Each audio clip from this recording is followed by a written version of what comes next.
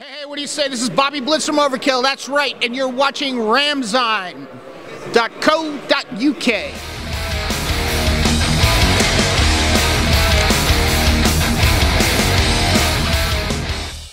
Doing well. First time in Wales. Looking forward to the Hammerfest. It has a great reputation. I think this is its 7th year. Yeah. And we were invited, I suppose, right after the last one had culminated and came to an end. And we said, hey, it's going to be a great opportunity to get to some place we'd never been before. So I guess after touring for 30 years, there's still new opportunities and new horizons to be met. I saw an interview with you from 1987 from Sky TV. Don't know if you remember it. It's where the interviewer was talking about Halloween and he called them Hellion by mistake. You soon corrected him. In that interview, you say he asked you if you were Thrash, and you said no, we're not Thrash, and we don't like labels, and we don't like being classified. Do you still stick by that? No, I don't think so. I think it's obviously evolved into that. You know, if you think about 1987 compared to 2014, there's been, you know, many roads have been traveled, and I think that when we were kids, there was no rules to this. We really didn't understand it. It was just something that was happening around us and we were part of. But there was no plan, there was no rules. So when we were labeled as a thrash band, we didn't want to be pigeonholed. We thought of ourselves as a metal band. Yeah. So sure, we had a label, and that was a metal band of our own label. But I think as time has evolved, what's really happened is we're obviously a thrash band. We hold those qualities and characteristics of such, and to a very large degree, it's an honor, because I think that thrash fans and thrash bands have keep a certain value and principles within their music, and that's where and why it's lasted for 3 decades. I mean, we're doing an interview 25 years after that one, you know? Yeah. So I think that's probably a good testimony to the value in the music, thrash. Yeah, definitely. And obviously you guys have been going for a long time now, Yeah. so you've got a pretty good overview of the metal industry. What would you say are the main things that you've seen change over the years from then to now, from the 80s to now? Well, you know, it's funny, you know, I talk about us being kids 25 years ago. Even before that 25 years, we didn't want to make CDs or digital downloads. We wanted to make albums. You know, those pieces of vinyl that were big and you could hold the artwork in your hand. And I suppose that that's one of the biggest changes. That and the fact that information is instantaneous. But I also think that even old dogs like us have to embrace the fact that change is necessary. And unless we embrace that change, we would have been quite left behind. You know, more so valued in 1987 or for what we were as opposed to what we are today. And I think it's kind of cool that, you know, 25 years after that Sky TV interview, that we're still relevant.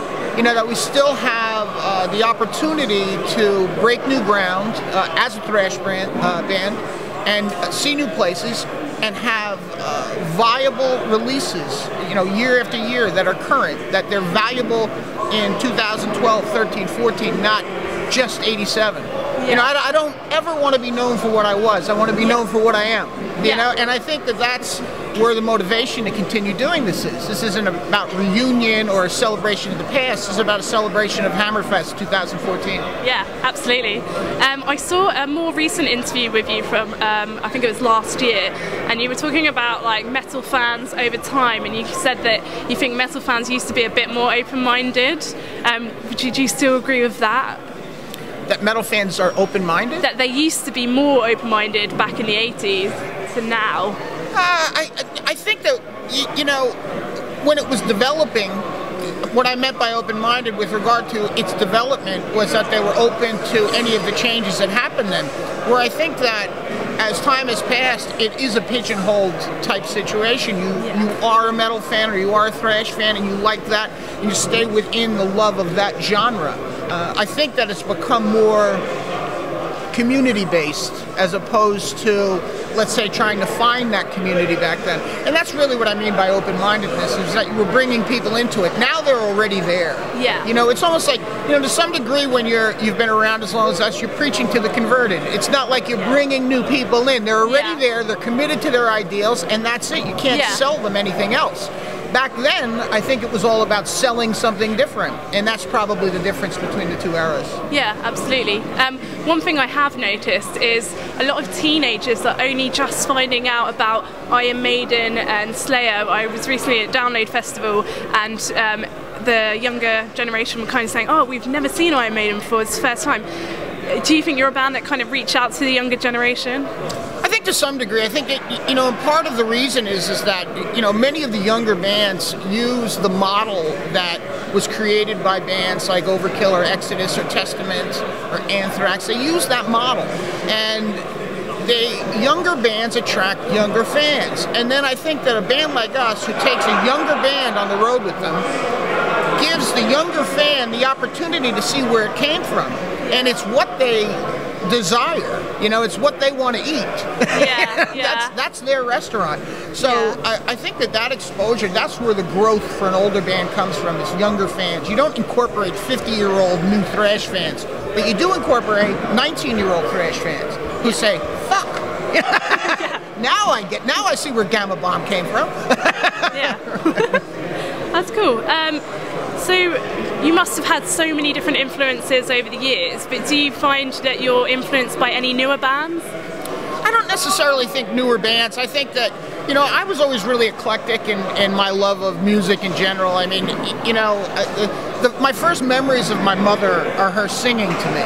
You know, I mean, it was, and she still sings, and she's in her 80s, you know, and she sounds like a bird. And so it was always that kind of a thing for me, that it was natural for me to have some kind of a melody in my life. Yeah. So I'm always attracted to really good stuff, but it doesn't have to be this genre. Yeah. You know, I mean, I like to hear different things, and I like to incorporate those things into what I do. I think that, you know, if I sit here and talk to you about what we are, and I refuse to learn new things, then I'm not going to progress, and this is not going to be fun anymore. But if I could take those melodies from when I was a kid and put them into an Overkill song, which I did on some of the new ones, I said, oh shit, this is something I remember my mother did this melody, and I changed the melody to it, but I infused it into an Overkill song. Yeah. You wouldn't think that would work, but it does, as long as you apply the Overkill principles to them. So yeah, I'm influenced by many things that are around me. Do I go out and copy them down? No, I don't. But I say, wow, I like that band, or wow, I like Volbeat, or I like Evil, or I like, you know, or I like the new Gamma Bomb, or the new Suicidal Angels. I like that stuff. But do I sit there and know it by heart? I don't. You mentioned that in 1987 you are called Overkill because everything you do, you go a bit overboard, and especially in your live performance. Would you say you're still living up to that today? Well, I think so. You know, I think that one of the things, it's very natural for us to, you know, do the on-off button, and you have to be able to enjoy touring and playing live. You know, if you get high once, you chase that high forever, you know, and I've never gotten the same high as I got the first time, and that's why I continue to chase it. Yeah. You know, they always say the drug dealer tells you the first one's free, because he knows you'll be back. But the point is that you never get as high as you do the first time. You just never do. So I think that, you know, in my case, I like to chase it, and I think that chasing gives it the energy, you know.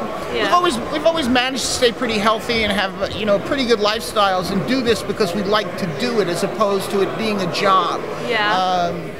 I enjoy getting on the stage. I mean, and then I think the energy is just natural after that. Yeah. I think really at the beginning, when I think of our energy and what we were doing, you know, and I hear these questions you're asking me, and I say, that's the kid in me that was answering those, and now I have all this, this experience, I mean, decades of it since.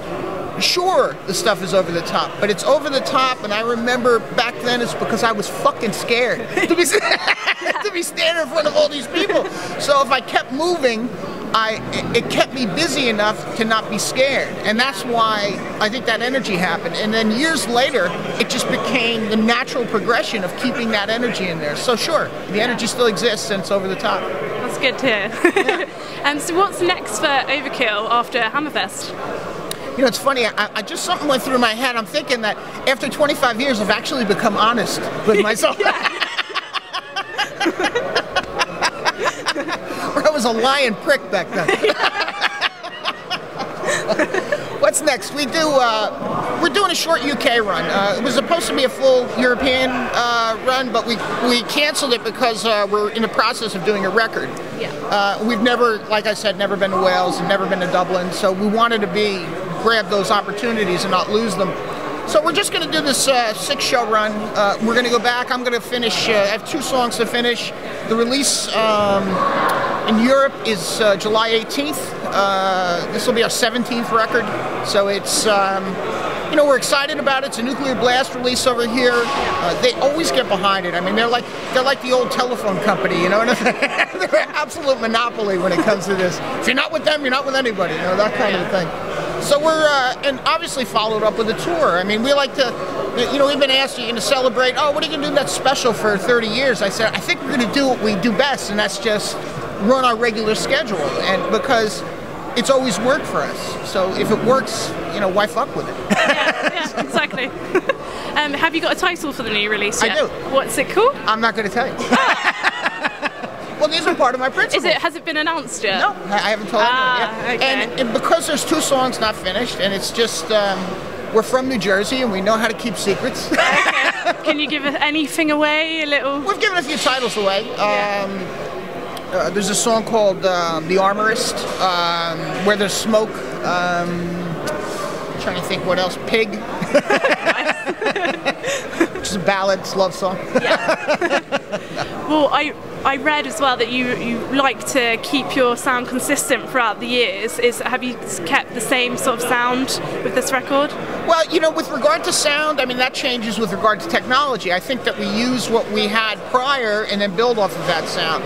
You know, as we're using a guy named Greg Reilly. He's the 2nd time he's mixed this. Greg has done Us, he's done Fear Factory stuff, he's worked with Machine Head, but he's also done Sarah McLachlan and Coldplay. So he's sonically right for us. That's the way we looked at it.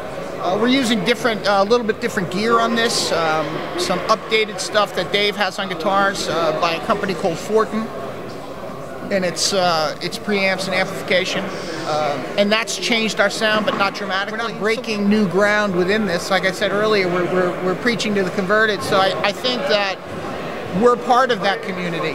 We're the converted too. So it's, you know, the idea is that we know what we want, and that's a thrash record, and that's an Overkill record.